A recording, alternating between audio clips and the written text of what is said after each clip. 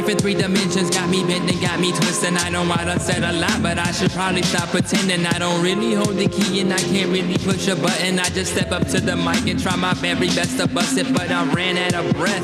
It's tight in my chest, my feet just might fail. I can't stand the pressure. What's going on, everyone? Welcome back. You're listening to Racially Speaking, where we have real and honest conversations about race as it's viewed through the lenses of faith, family, and vocation. As always, I'm your host, David Phipps, and rejoining me once again, I feel like it's always been a minute, aka way too long, but yeah, back with me is, here's all my nicknames. I'll love cranking these out.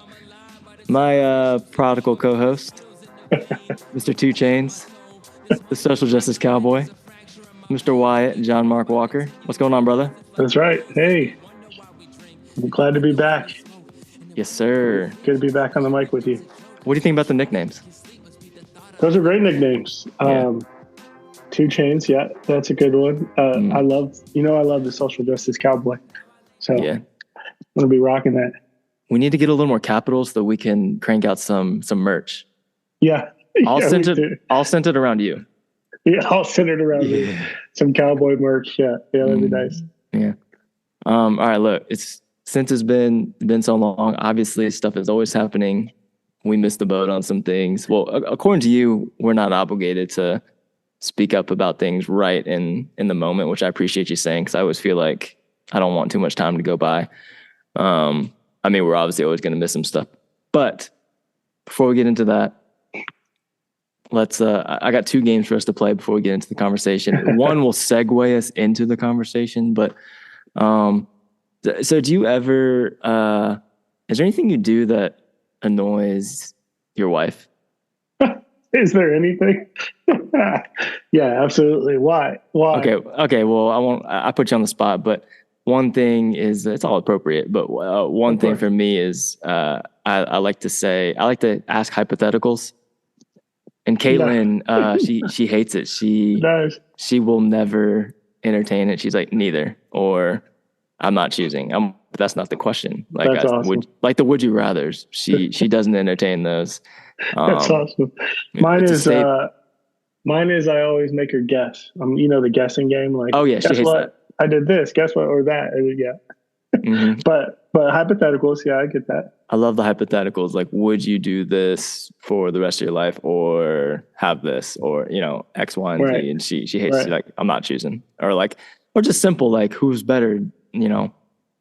Her different musical artists and stuff like that. I can't believe I haven't asked you about Taylor Swift because you're the Swiftie. Yeah. Well, who are you going to compare her to? I almost tried, and I knew that you were going to say something else. Yeah. No, I'm not. I would not dare. Don't say Beyonce, because I will not compare those two. You won't. Okay. They are 2 separate stars in the sky. That's another podcast. It's another conversation. Yeah. Did you? Do you have your movie tickets? Movie tickets to Taylor's concert? Yeah. I don't. No, I should get those. I thought you were a Swiftie. I'll wear the label Swiftie, but it's hard to get out to the movies. I literally just watched Barbie last night. Okay. So I'm so far behind, which is okay. Yeah, that's okay. I don't have to keep up with movies either at this point. You're fresh out of the Mojo Dojo Casa House. Yeah, Mojo Dojo Casa House. Yeah, I loved it. I thought it was hilarious. Yeah, loved it. But yeah, so that's where I'm at with movies. Yeah. If whenever they stream it, I'll watch it. One thing about Taylor Swift, though, she is producing that movie. Her and her people are producing it themselves. They're putting it out. They went in separate contracts with the movie theaters, which I was impressed by because of all the strikes, the writer's strike and the guild strikes. Okay. So I was like, okay, Taylor's that's a boss move. She's always been making boss moves, though. But anyway, interesting. Fun Swiftie fact. We'll have to do a Swiftie episode. Swiftie. I don't know.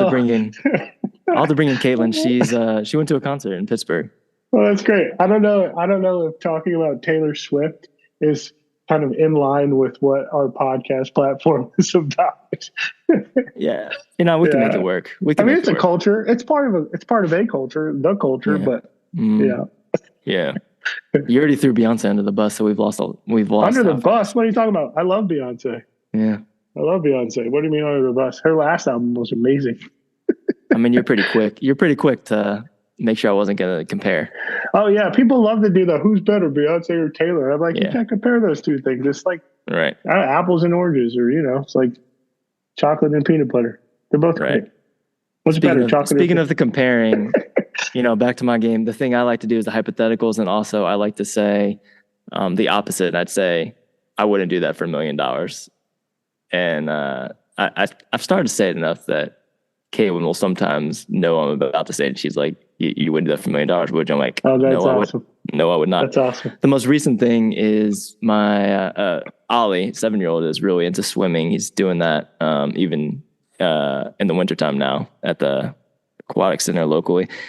But anyway, when you're watching him in the pool, there's also a bunch of high dives next to us, like high dives. Like, I mean, these things are like 30, 40 feet, they look like.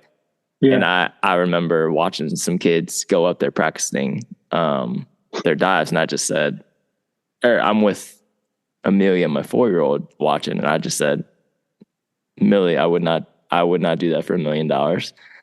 I would not even. Nope, not for $1 million. Really? So you wouldn't go off the high dive for $1 million? Yes, you would. That absolutely yes, not. You would. That is so high. $1 million, you would go. No, $1 million. I'm telling you, man.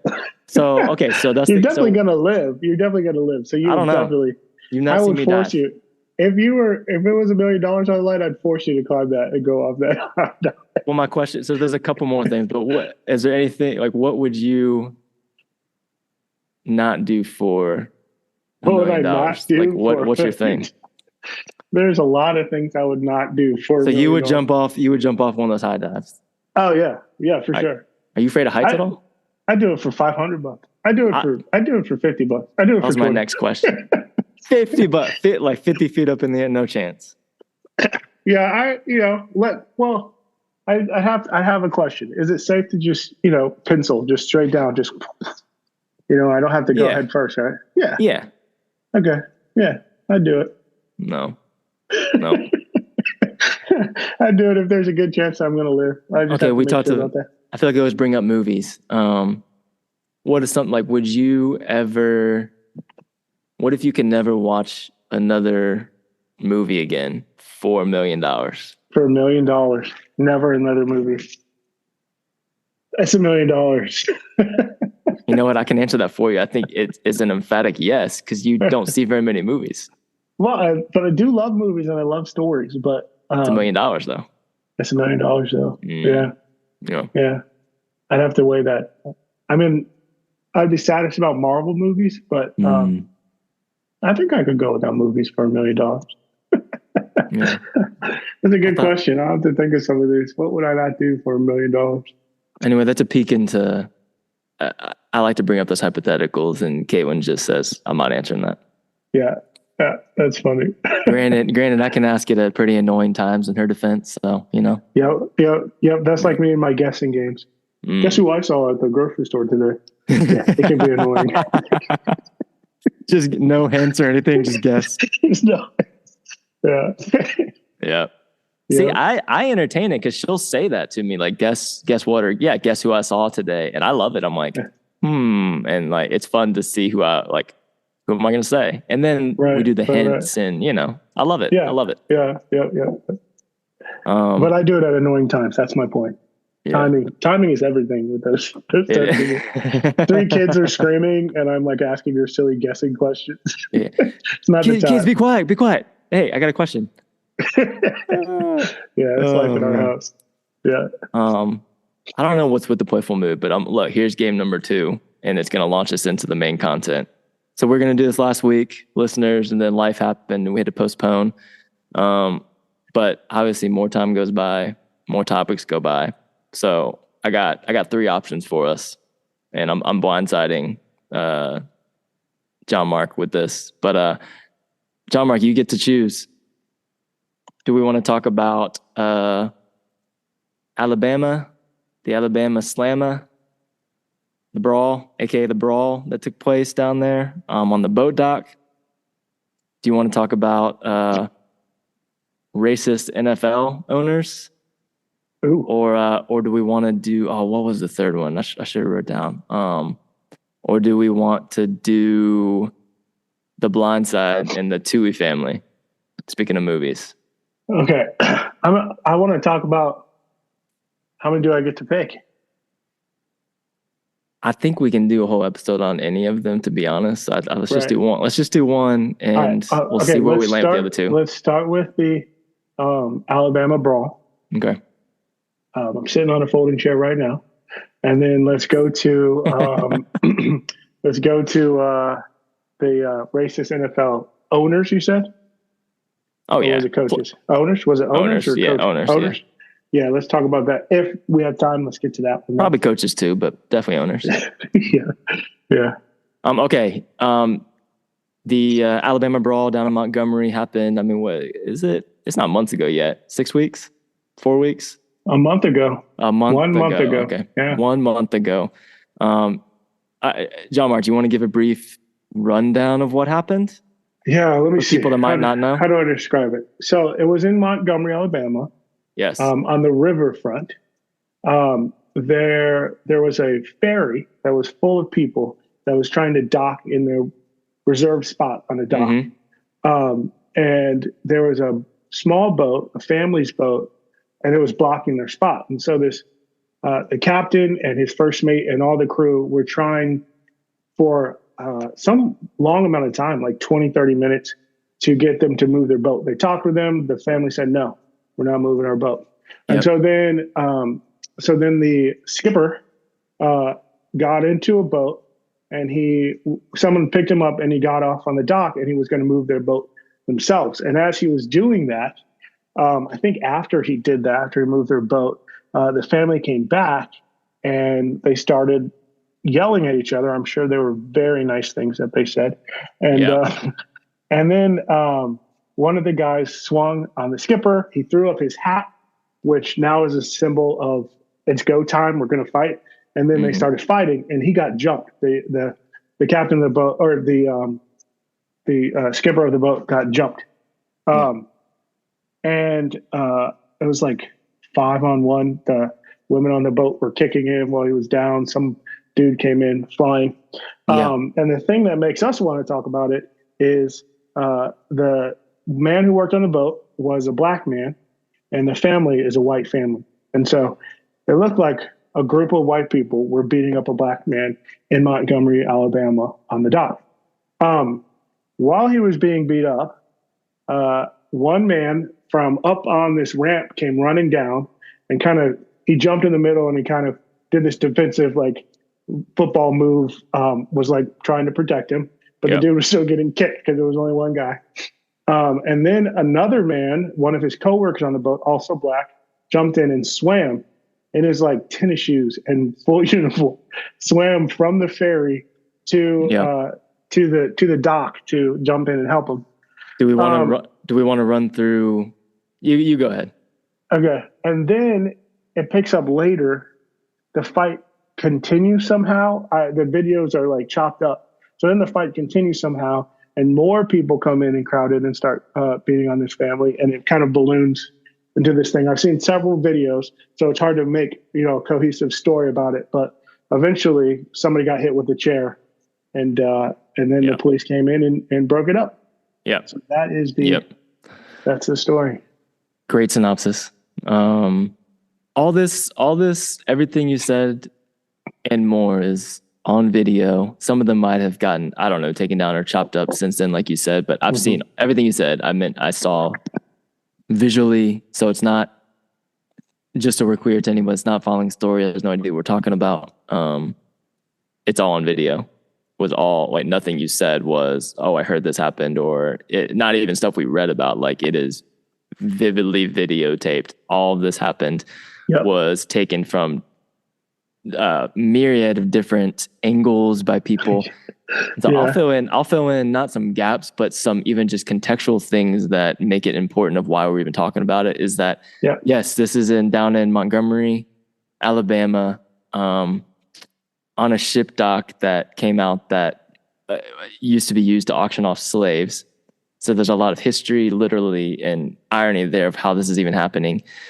And to me, a big, maybe I'm jumping the gun here, but a big backdrop is just the audacity for this to take place. All these videos were filmed by the Black community watching. Like, there was essentially like a whole ferry boat of spectators. There's people up on the stairs and the bridges, the overlooking the dock, that were just there already just after there because it was a normal day, watching.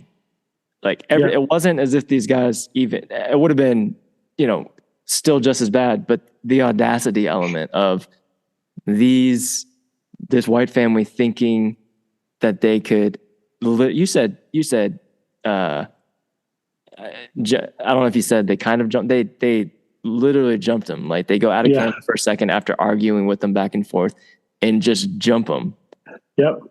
And I've heard, witnesses saying they were calling him, the N-word. I heard somebody say that they said, I'm going to kill you. Wow. It's on tape. You can see him. They're jumping him. I don't know what you think is going to happen. If you've seen the videos, all this happens, and just the audacity to do that in front of all these people watching, his community, broad daylight, watching in broad daylight, crowded pier, on a crowded ferry boat in the water. As you know, they're in the water, so they couldn't. They were watching, screaming, saying help him or whatever. And then, like you said, his coworker jumped in and swam over there to jump in. He swam fast too. Oh yeah. Destroying stereotypes that Black people can't swim. He got there absolutely seconds. That's what I was gonna say. with shoes on, with like full uniform shoes on. Right. That man can swim. Yeah. And then of course the signaling, the bat signal, or where he threw up his hat, throwing up the hat when bat signal. And his name is Damian Pickett. I don't know about a bat signal. I've never seen somebody throw up their hat when it's time to fight. But it's just stuff. It's just stuff that I enjoyed reading. That I heard the bat signal or the black signal. I don't know. Yeah. Well, he did call somebody. Some aide came to him. Some random guy came running down. Well, that's what I'm saying. And so, as the non-Black guy on the podcast, some of the elements I've got to admit I enjoyed reading about as a viewer of what happened in just the Black community's comedic response to some of this stuff. Most notably, do you have any favorite nicknames of the guy who swam across to aid him? Aquaman is hilarious. Aquaman. Yeah, Aquaman. I can't think of any right now. But since then, we joined a pool this summer, and nice. There's a whole history of race in pools, and they were public, and then they started to integrate public spaces, and then they closed all the pools, and then they're all private. So that's why that's why we're all paying for them. So we joined a private pool, and there aren't many Black people at the pool, and there are even less Black lifeguards. And so let's see, school came back in session, college students came back in town, and they were still open for like 2 more weeks, right? And I go to swimming in the pool the last day of the season. We're going to swim, and I look up, and there's not one. There's 2 Black lifeguards at my pool. I turn to my wife. I'm like, "Look, Aquaman." Oh my goodness! Okay, my personal favorite is Scuba Gooding Jr. Scuba Gooding Jr. So good. That's hilarious. It's hilarious. So Michael B. Phelps. Yes, Michael B. Phelps. I heard that one too. Yeah, that's a good one. So good. I mean, some TikTokers and Instagrammers were in their bag with some of these. Yeah, there's a couple long lists out there that I can't remember. They weren't all on the money, but those few come to mind. Scuba Gooding Jr. is too good. Yeah. Okay, we kind of gave the rundown of what happened. So why, John Mark, why is this important to discuss in all seriousness? Yeah, it's a good question. I'll answer this question too. I think a good question to ask about all of this is, why is it entertaining? Why is it amusing? Are people celebrating it? Like, question mark. Like, why would you celebrate when there's a fight? I think when you take it in context and the history, like you said, the area where Black bodies were brought in, Black people deserving of dignity and life and prosperity and happiness, just like anybody else, were brought in and enslaved. And that's the history of this place. And then even more recently, Montgomery was one of the hot spots for civil rights abuses of Black people by the government, by white communities. And so, and it's not like it's all healed, right? It's not like that's all in the past. No, I think the recent civil rights moments that we had in the wake of George Floyd and Breonna Taylor and Ahmaud Arbery and others, I think that has shown us that we haven't come as far as we'd like to think we have as a nation. So there are still places where Black people violence can be done against Black bodies, and appropriate repercussions won't happen. Appropriate punishment, jail time, or arrest won't happen. And so to see this moment where there was a Black man doing his job, they went about it the right way, and then he was jumped. And he was jumped in broad daylight, and they didn't get away with it. And not only did they not get away with it, a community came around him and defended him, protect him. And then they took it, to another level. And I don't want to say too far, but they took it to a place where I don't know if I would have. And they beat the other family. They beat them back. They physically punished them. They hit back before the police could come. So it's significant because we don't see this happening in America very often. We often see a mob or a group jump a Black person, and then that's the end of the story. Mm-hmm. Historically, that's what we've seen happen. So the significance of this moment is just that it's not typical to the story of America. So, yeah. So I don't know if it's worth celebrating. It's kind of like a dark humor, or there's some dark pleasure, I think, in it. But I mean, that's why I think it's culturally relevant. That's the relevance of it. So, what do you think? Why do you think people what do you make of the response? Similar to you and a few of my other friends, I talked about it with closer to when it even happened. My Black friends, by the way, I got I do have Black friends. Just kidding. But no, seriously, I think I'd wonder if you have any more thoughts with this. Like, do you feel at all guilty as a Christian, feeling like innately a little bit celebratory that this happened? I mean, I'll just be honest. As a non-Black person, I got to keep it all the way real on here. But somebody that is in these race conversations a lot, and fighting for these very dynamics that are at play in this incident, I think it felt, I don't know if therapeutic is the right word, but it felt good at times to watch those guys come back and start it back up with that white family on the boat. I'm not condoning, I don't even want to say condone. I'm conditioned to just speak a certain way, I think, but I did not enjoy watching them hit back. Mm-hmm. I don't enjoy people getting hit. I really very much don't like violence. I really don't. But there was something about watching that second wave that really actually started the brawl. Those guys coming back and finding that family on their boat and hitting back literally. And what I mean by that is because you said that the family didn't get away with it. I'd argue that they really did, and they were about to get away with it. Because like you said, the police hadn't gotten there. I don't even know if they've been called or whatnot.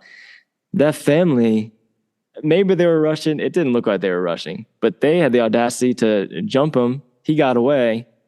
And then they're just on their boat, sipping on martinis still, sipping on cocktails on their boat that started the fight in the first place, parked in the spot that they were told to move from in the first place by Mr. Captain Pickett trying to do his job. And then they have the audacity just to sit there still acting like, hey, there's actually not going to be any repercussions. We can jump a black man in broad daylight and we're good. We can go back to our boat and vacation. Yeah. And just everything about the walk and the energy those guys brought coming down the dock to find them was just like, it was just like, like, I think we might have some Lord of the Rings fans to listen here. Like it was like, at the end when, Gandalf's coming down with the white horse down the hill, like that might sound a little bit irreverent, but it was like, no. This isn't over. Like, you're not going to do that to our family, our guy. Like, no, like you hit us and harm us and kill us. We're going to hit back. And I don't think I had a problem with that. I'm not saying like we should. So I think it's important on here, faith, family, vocation. So a verse that comes to mind, and I think a pushback from a Christian perspective is, well, what about turn the other cheek? Mm-hmm. What about when Jesus says, if you get hit, turn the other cheek, let him hit you again? Like, where does that come to play in all of this? And I think it's worth, and it'd be irresponsible not to address that, I think. So I think there's just a lot of play, and I want us and our listeners, especially our friends of color, to feel free to live in that nuance in that space, because I think it's so often we're told, you guys started a fight, you guys are condoning violence. This is like, this conversation's over because that's wrong. When there's it completely usurps what had started here. So we gave a brief, you gave a great summary of what happened, but look, guys, the historical context, listeners, this is so much the opposite of what typically happens, right? It's usually the end of the story, jump, black man, black woman gets harmed, killed, and end of story. That's it. And that's not what happened here. That's not what this community allowed to happen here. And I think that is extremely, extremely important. And it's a cultural, it's a moment. Like, I think it's a historical moment that will be continued to talk about for good reason and for all these reasons we're saying. But again, I'll say, like, we laughed the stereotypes of, black people can't swim, Scuba Gooding Jr., blah, blah, blah. But it very much to me, I'm sorry, I'm talking a lot. It very much to me also got rid of some stereotypical beliefs that black people are violent. I know we know this, but like literally what happened in this incident, black people start the fights. They're the ones that, stir things up. They're the ones that should have complied, that should have been professional or polite. They shouldn't have been hostile. And all of this is on tape. Shout out to the people that did a phenomenal job shooting all this from all these different angles. This guy is doing his job. He's a revered person in their community doing his job. It's very like professional. You can see all of it. Hey, and it's not uncommon to move somebody's boat when they're in your way in that situation. Hey, you can't park. He wasn't stealing their boat. He wasn't doing anything that's unusual, culturally weird, or anything. He wasn't damaging their boat. He wasn't harming their boat. Yeah. So move your boat, please. Move your boat. And then they literally, like in the videos I watched, they go out of screen and then run into screen and just start jumping on them and wailing them. Yeah. Some guy came flying in out of nowhere. So, your question was, as a Christian, say it again. Is it so for you, does any part of you feel torn, that you feel, I'm not gonna put words in your mouth, but does any part of you feel a little celebratory having watched what those guys did? Yeah. And do I feel guilty as a Christian for it? Yeah. Yeah. Or conflicted. Maybe not guilty. Do I feel conflicted? I don't know. I'm a fan of justice, and mob justice is justice. And one thing that didn't happen was I don't think that that family was like, I don't think the crowd went too far, right, with fighting them back. I don't think they beat them. Nobody died. They didn't like try to kill them. As far as I saw, they didn't try to kill them. So surprisingly, I feel like there was a lot of restraint from the crowd. And when a crowd gets in a frenzy like that, restraint is not a thing that happens. You can't reason with them. You can't slow them down.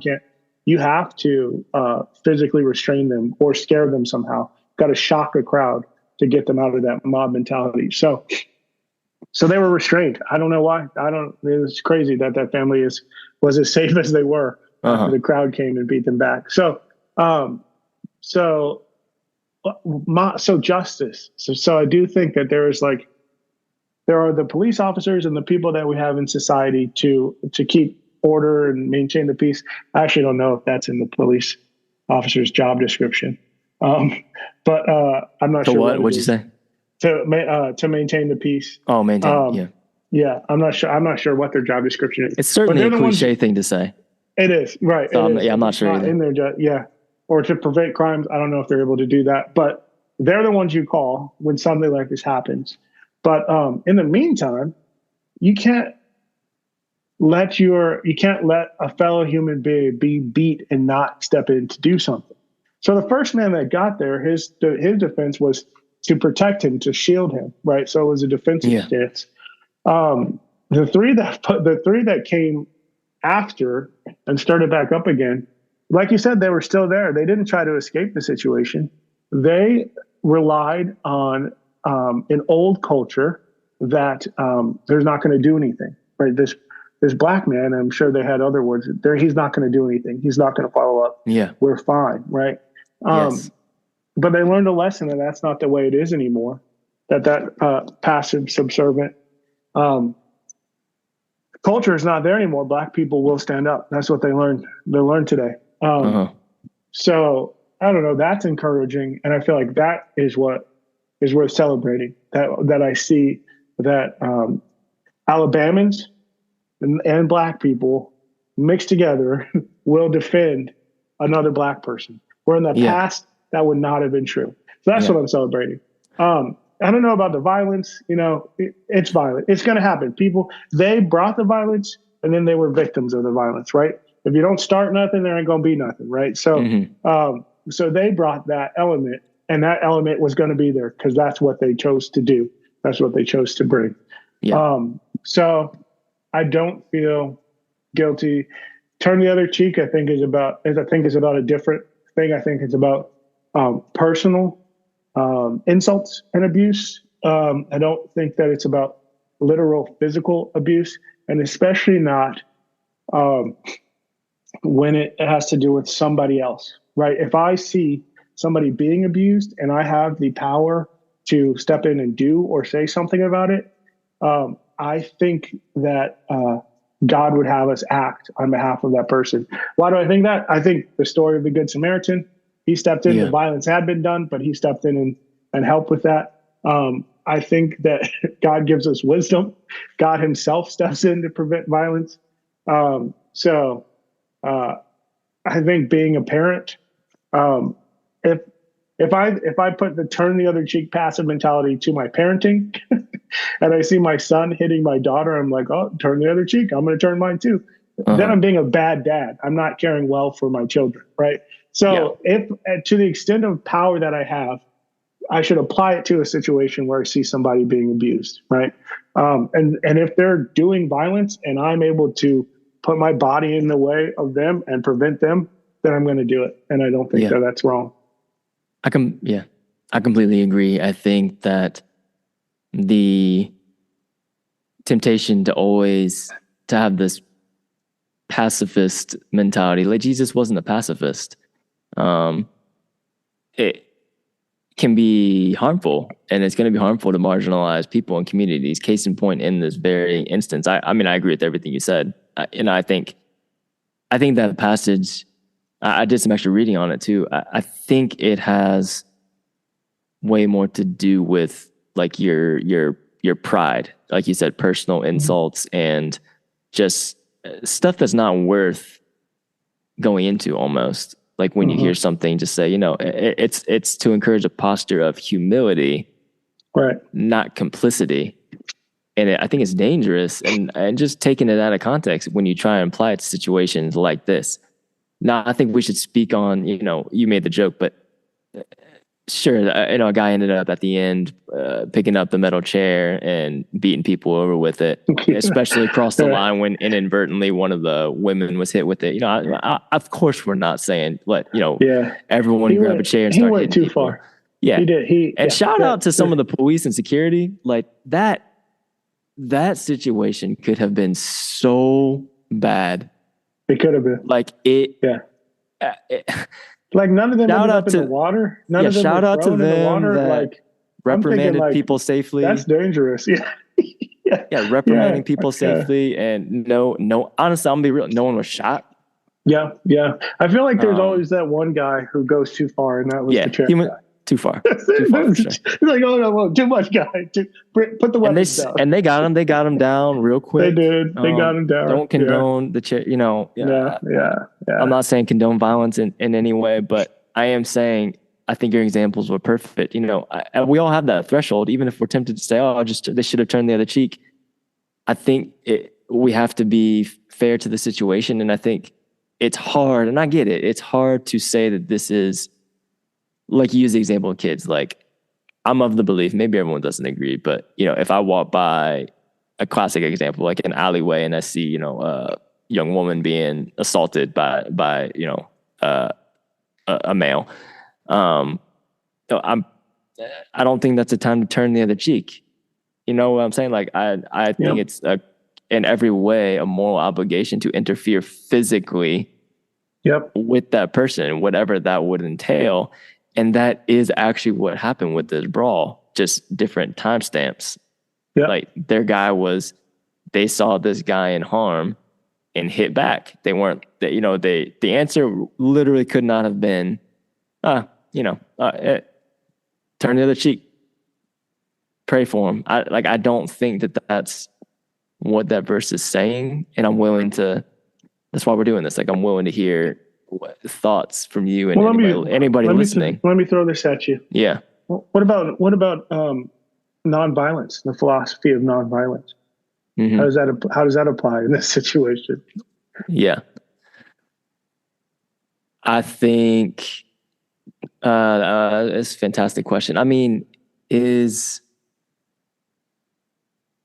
me the nonviolence is a posture towards it's an initial posture towards fighting for justice, and the power is put behind words and the power is put in the nonviolence. Yeah. But I think it's different when provoked. I think I'm not saying, again, I'm not excusing, okay, until provoked, then you can do whatever you want. I'm saying I think the purpose of the nonviolence is to be above reproach. And it's look, they can't say we're violent because we're not violent. They have to listen to us. Yeah. They have to see our above reproach humility and nonviolent attitude. So they can't pinpoint us as violent, people of color, violent Black people, because that was Dr. King's, main thing. But, people that are standing behind that, I know you're not doing this. That's a fantastic question. What happened to Dr. King? What happened to Malcolm X? What happens to these people who are they were killed by violence, non-violence, Black Panther parties? What happens when they take stands with guns? Killed by violence. Yeah. When Black Panthers know how to use guns and gun rights, suddenly we know how to expedite gun laws. Yeah, that's what I have to say about nonviolence. It was Reagan. Reagan was anti-gun when the Black Panthers showed up. I know we talked about that before. So was the NRA. Yeah. When Black people get guns, all of a sudden we're anti-gun. But to the nonviolent, the people who would bring that up, I would say that was a strategy that Dr. King used to shame the powers that were abusing, the powers in charge that were abusing Black people, right? So they were supposed to be taking care of their citizens, and by being nonviolent and protesting in nonviolent ways, and then recording it and reported on it, then the world began to see, people are not doing as they should be doing to the people in those areas in the South, in Alabama. Yeah. They're being violent in the face of nonviolence, right? So that was a strategy in a time that is not some blanket thing that you should respond to all racism with, right? even earlier in Dr. King's time, there were other groups that kind of partnered with him or around them. And I use Dr. King, but also the student SNCC.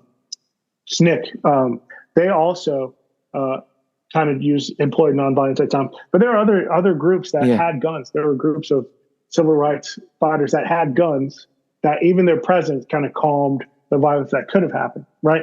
So nonviolence was just a strategy that was used by some in the civil rights movement to shame the people in power that were abusing them. In this situation, that group had no shame. In this situation, he was nonviolent and they brought the violence. They had no shame. They would not have been shamed. They would have been happy to go on beating him and everybody else who lined up until the day was over. So in this situation, they invited violence because they brought violence, and I think I think that is an appropriate response, especially because they weren't they weren't in charge of anything to be shamed. So what you said about it, that was great, and I just want to add my little piece to the pushback that would be like, well, what about nonviolence? Oh, absolutely. You can learn a lot from a lot of rappers and musicians' history. I mean, I think the greatest rapper of all time is Tupac, and his talent and his music, but because of the types of conversations and commitment to his community he had, I know that was kind of almost a sloppy thing to bring up because you could talk so much about Tupac and what he means, but I'm actually in the middle. I've watched half of it. The documentary they did on FX recently, Dear Mama, on Tupac and his mom's life. Oh, really? You can learn. It was phenomenal. Directed, produced by Alan Hughes, who's done a ton of different things. But you can learn a lot from a story like his because this isn't necessarily unique, but for him, I'd argue that because he was not a violent, like he didn't have that same edge to him early on, or like he wasn't commentating so much on violence and race and policing until he experienced ongoing police brutality. And there's a giant shift. I mean, and his mom was part of the Black Panther Party and all this kind of stuff, but yeah, the violence that and the racism that he experienced from a very, very young age is what fueled his passion for speaking up about it so much. So then so what happens is as he begins to sing and rap about police violence and fighting back against it, then they show compilations of him being interviewed. And there was one famous, there was a guy that was, I think, found shot dead in his car, and his song Tupac was playing in his car. And the headlines were, they were blaming Tupac's music on him ending up dead, this kid. And Tupac's whole thing is like, no. I sing and I'm rapping about this whole thing of like, do you condone violence? He's like, no, I'm rapping about the violence that's done to my community all the time. Wow. Yeah. And there else you condone violence. Like, no. I don't condone violence. I condone not being okay with the violence that is being done and unaccounted for to me and to our community.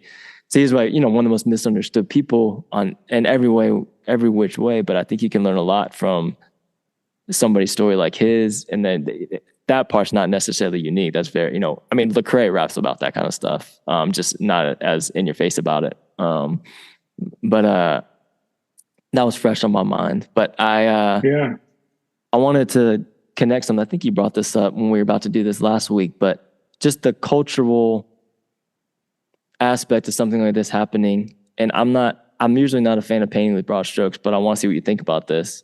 I had like a couple threads of things come at me when it had to do with Alabama leading up to this brawl that I just found interesting. So recently, one of my good friends vacationed down in Alabama.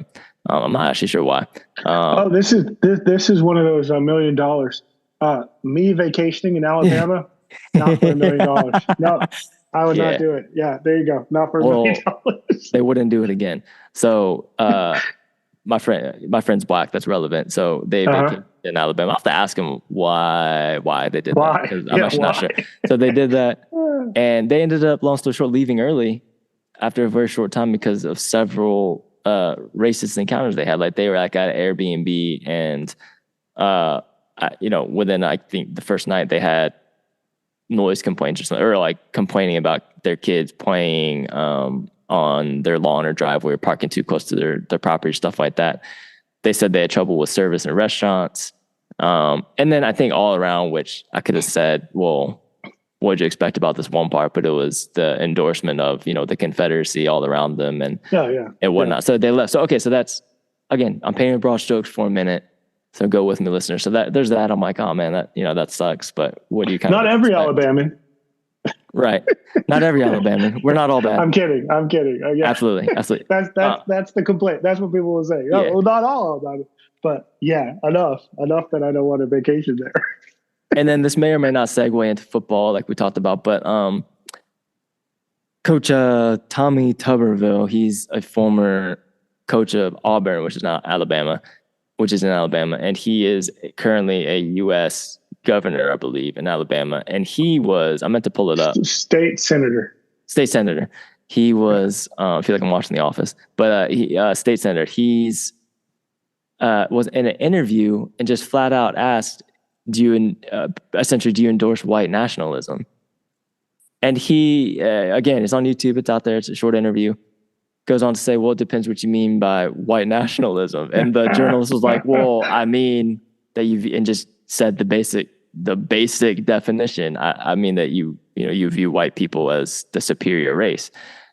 And he was like, well, and just a roundabout, well, if that's, how you think about it, then no, like, I don't think there's any place for racism, but that's not what I think Christian nationalism is.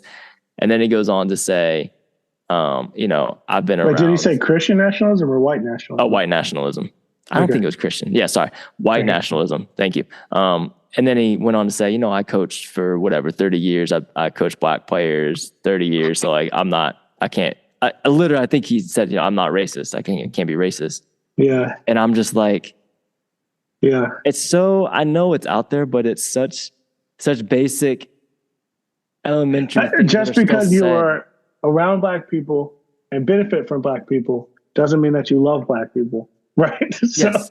Thomas Jefferson had kids with Sally Heming. Yeah. Who was his slave. He had children with her. Right. Did he love black people? Mm-hmm. I mean, you know what I mean? So like, that's an extreme example, but just because you are in proximity, even in relationship, doesn't mean that you are not displaying racism in some way. So right.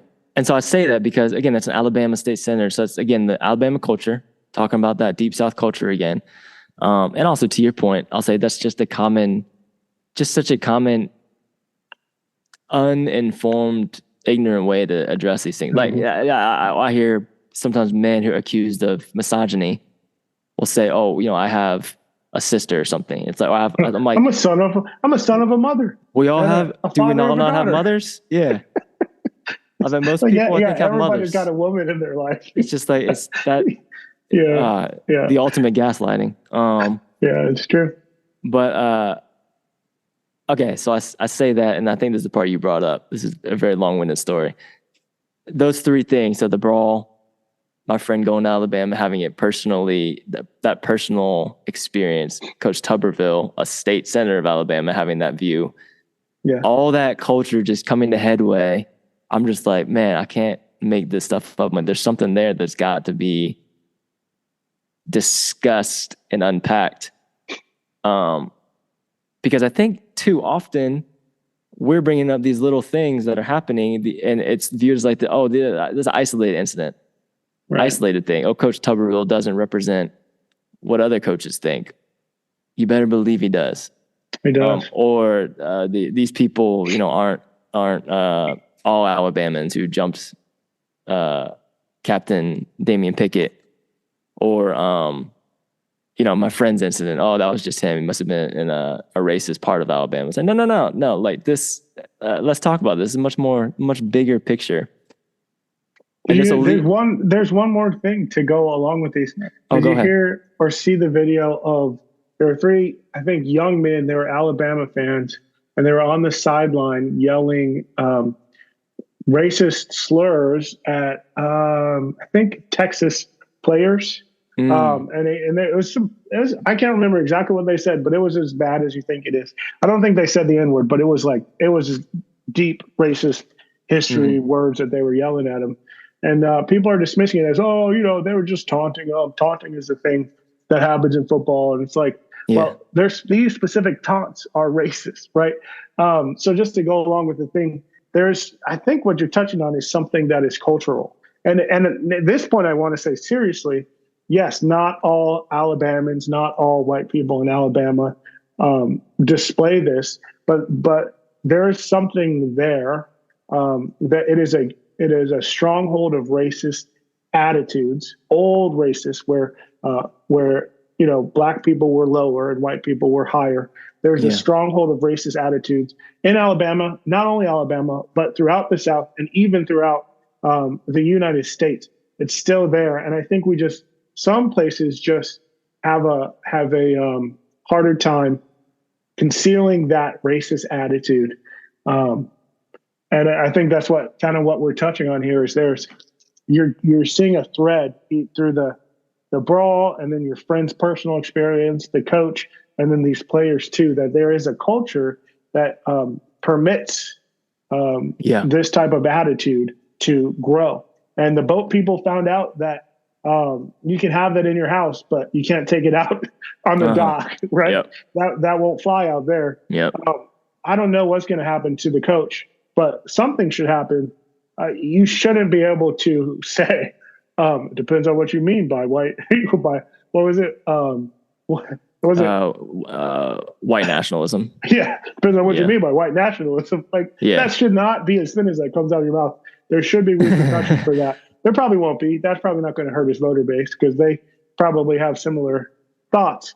The football fans should get in trouble. Your friend should never go back to Alabama. So that's what should happen. Yeah. Okay. It brings me to, let's keep going with the cultural thread. I think you brought this up to me. It's something we could discuss. I know we talked about a full state, but do we want to talk about Try That in a Small Town? Oh, yeah. Mm-hmm. So one of the things with that song, Try That in a Small Town, who's the artist? Jason Aldean. Jason Aldean. I don't know anything about him. Huge. He's huge. Yeah. It's not like, I don't do country music, but he's not like an up and coming, this is a random song by this new guy. It's name. Like, he's a staple of the whole, he's huge, like as big as you can get. Yeah. So Try That in a Small Town. I mean, it's a song that condones violence in small towns for people who don't go along with whatever that small town culture is.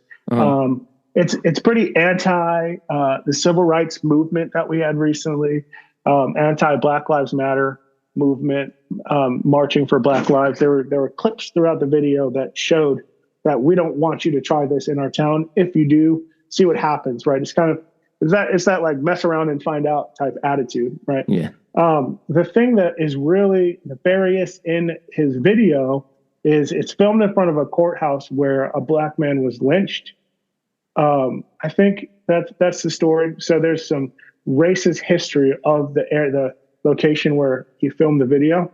But then the other thing is in former iterations of the video, there were clips from a newspaper where I don't remember if the newspaper guy, if he was white or black, but he was writing about problems in the civil rights movement, abuses of civil rights in the day during the civil rights era.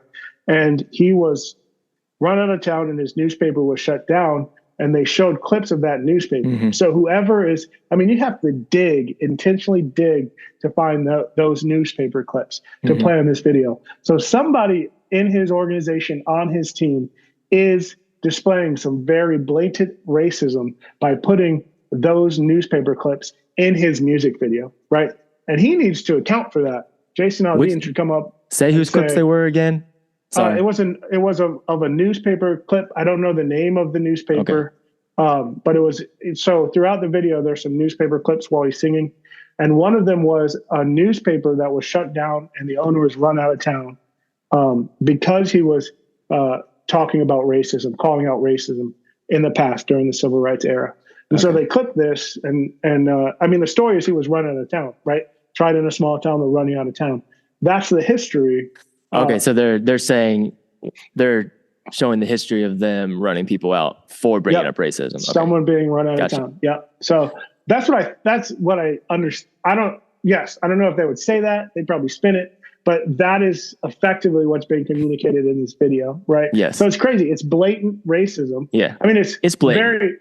It's blatant. It took people digging. People had to dig to find that, to read that was the newspaper and figure that out. So somebody had to dig. But it's in your face. It's right there in your face. So, so Try That in a Small Town. The heart behind that song, I think it's a dark heart. I think there's some evil in the intent.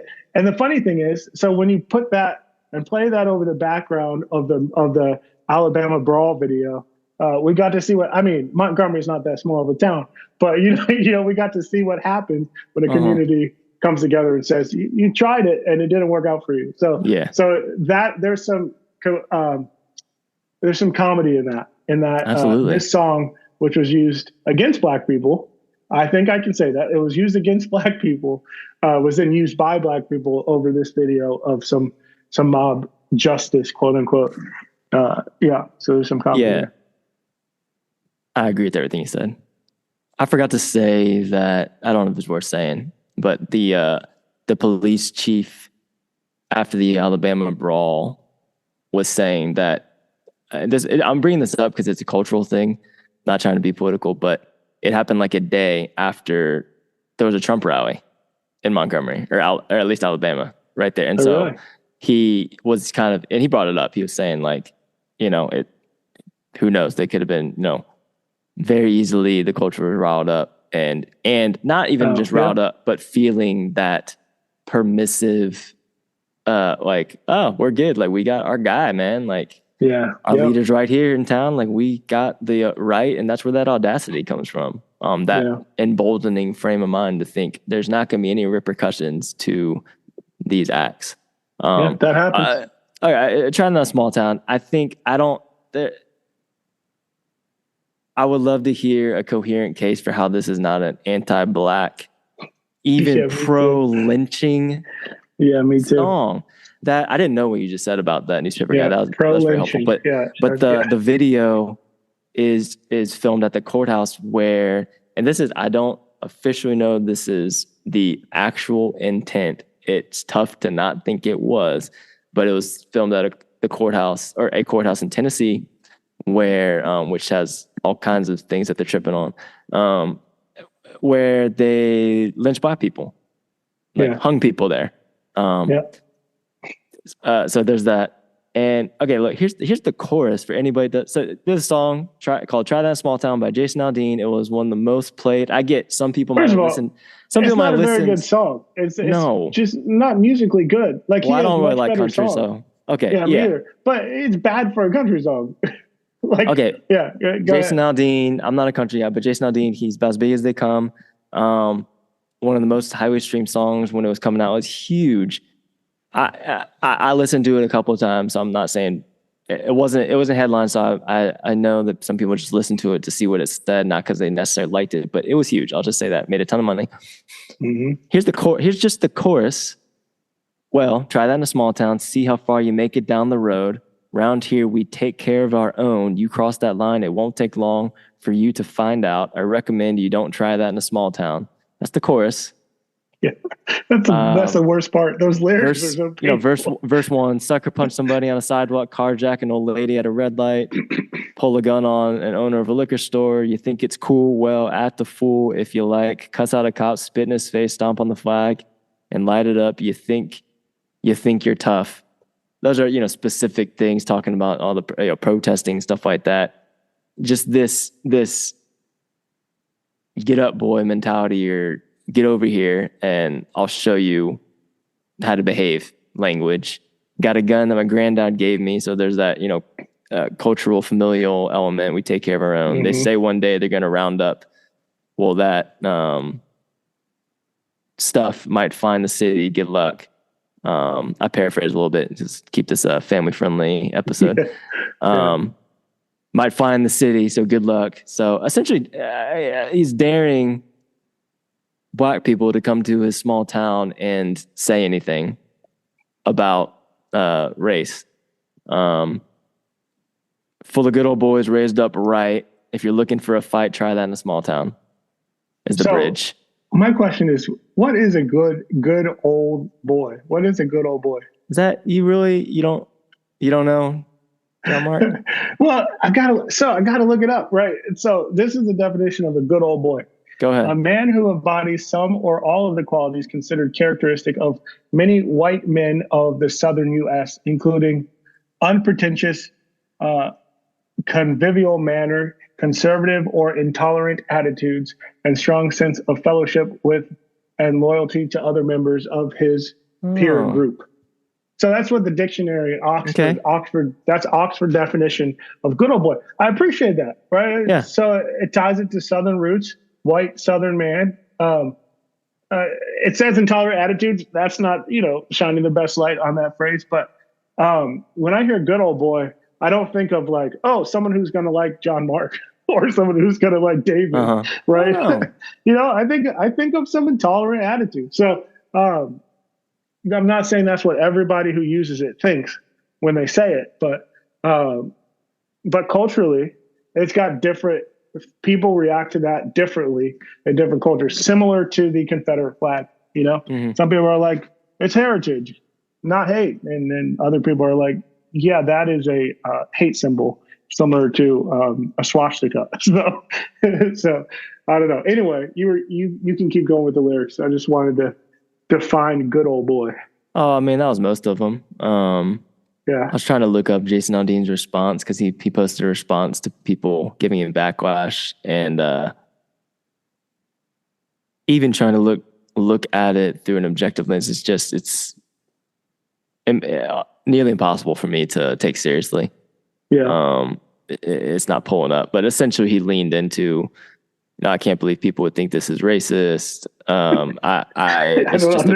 It's just about my family's culture and taking care of our own and stuff like that. And even at best, taking him at his word, it's just like, well, okay, your culture is really problematic. So it's okay. Like that is okay for you to have your grandfather's gun. It's okay for you to defend people who are being abused. Nobody should be sucker punching anybody on a sidewalk or carjacking an old lady or pulling a gun. But you're not right? You shouldn't cuss out cops or, the flag. I mean, that's freedom of speech, right? But those things, he starts off with things that shouldn't happen in a society, right?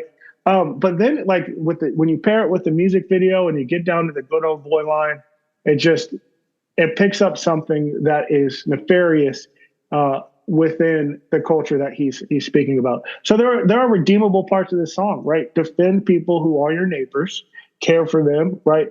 The people in your town, so who you want to love them. They're like extended family, right? So yeah, you're going to do whatever you need to make sure your family's good and safe and cared for. But then also the history with that is there were signs on a lot of these small towns that said, if your butt is black, get back, which means by the end of the day, come in and do your business, but you better be out by night or you're not going to make it out in the morning, right? That's that type of attitude. That is a small town attitude, right? So you can't make a song that says, try that in a small town in the context of America, with that being the history of small towns in America, and be like, oh yeah, I'm not racist. He's proud. It's too much to think the best is ignorance. It's total ignorance of history. But that can be true with the newspaper clipping in his video. No, he's not ignorant. Standing in front of the courthouse, he's not ignorant. He's not ignorant. He's too aware. Try that, and that might work in the city, but you don't do that. You don't. It's essentially he's got like his a picture of a little kid wearing his little sheriff badge and shooting a cap gun. He's like, I'm the sheriff now. Like he's like, I'm taking this into my hands because I'm the sheriff of my little town.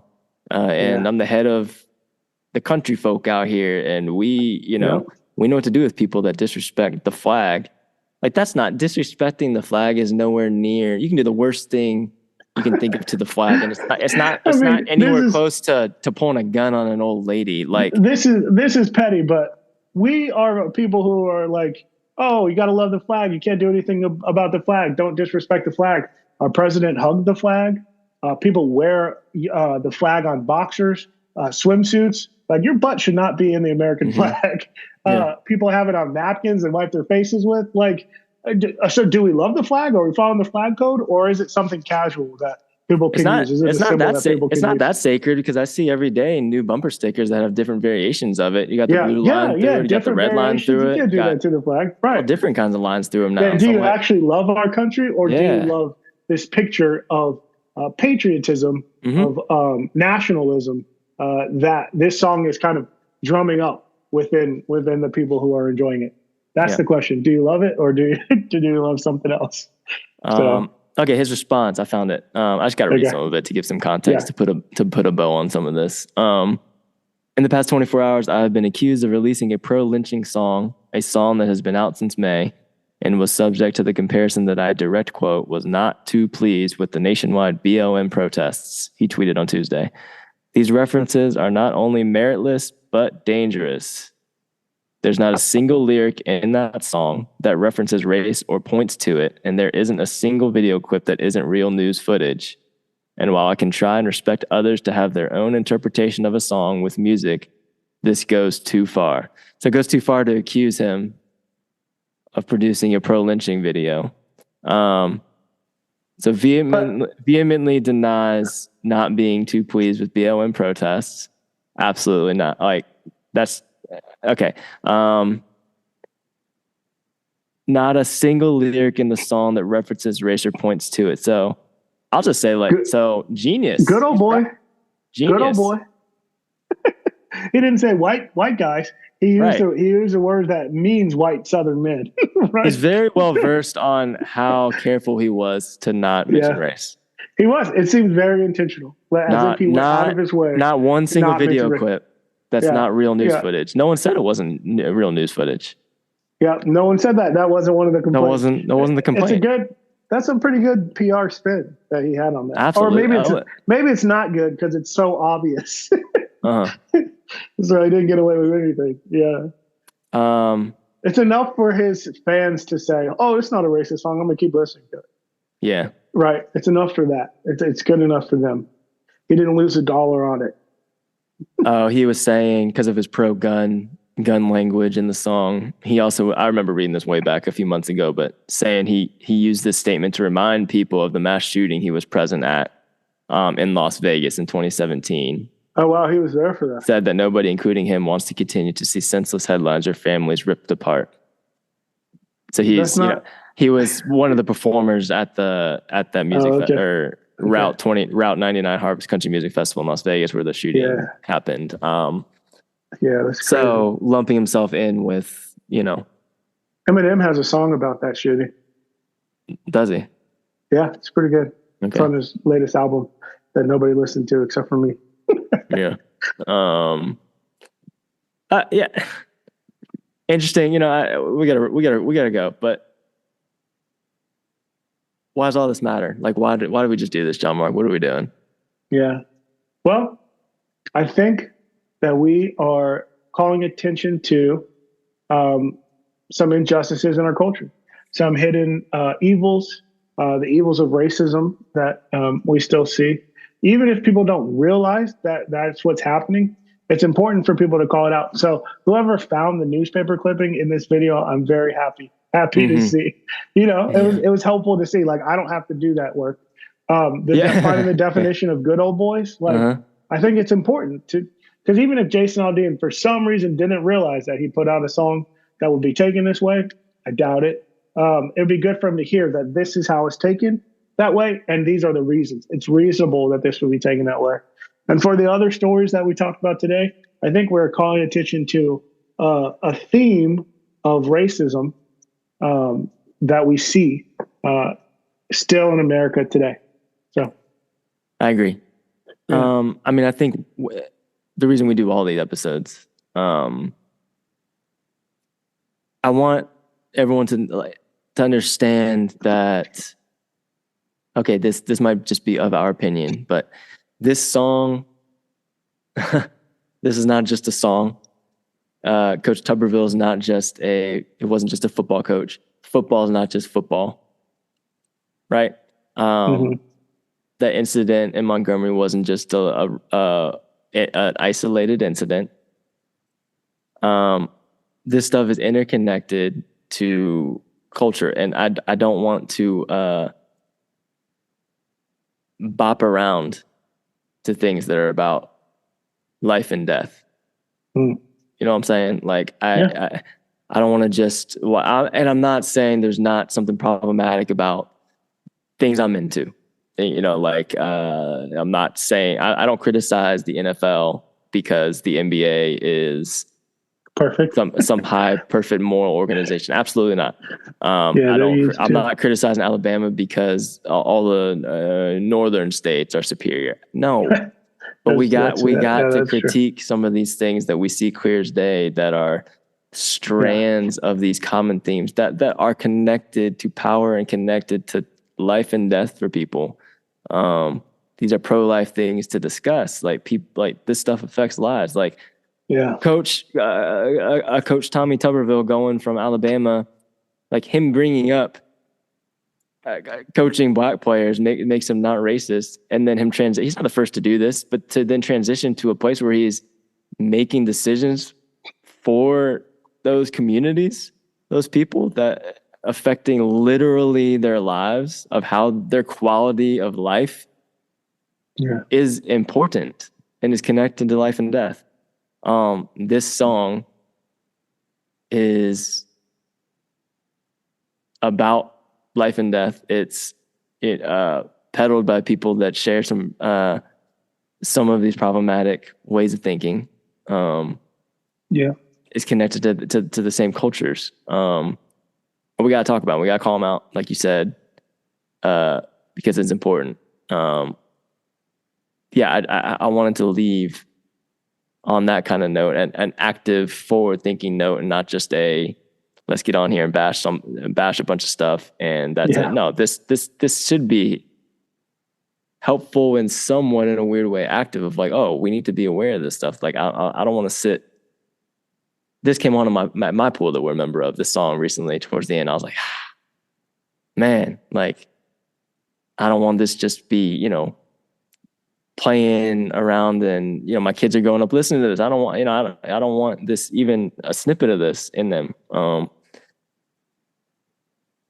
Anyway, I gotta cut myself off because I'll keep going. But you guys, we gotta want to be faithful to call this stuff out and unpack how we can navigate these nuances, much like we did John Mark talking about what does it actually mean to turn the other cheek.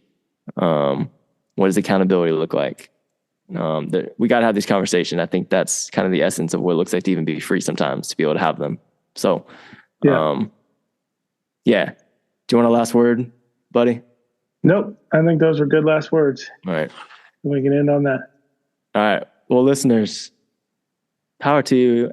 Power to you as always. If you made it all the way to the end of this, we appreciate you guys. Thank you for being patient with us as we let a couple weeks go by without an episode, but very appreciative of you guys. Please remember, if you haven't already, please check out our Patreon page and be part of supporting some really cool things that we're supporting with the podcast money. For as little as $1 a month, you can be part of helping us give money to first-generation BIPOC college students to purchase their textbooks each semester. Just this fall semester, we were able to give away about $400, and so really thankful and proud of that. And we want to keep being able to give away more money. 100% of all profit goes towards that. So please check that out. Music you're listening to is done by our friend Dylan Dent. Our artwork was created by Ashley Bush. We'll see you guys next time. The nightmare might scare you, no worse than reality. They hunt you by day, R.I.P. Ahmaud Arbery. Everybody got a time, but that's less than comforting. I hope I'm alive by the time they choose to comfort me. Mosquitoes in the vein, or leeches on my soul. This money on my mind is a fracture in my bones. You get crippled by continuing existence like a ghost. And they wonder why we drink, and they wonder why we smoke, and they wonder why we think that everything's a joke. I'm shocked that we can sleep, must be the thought of letting go.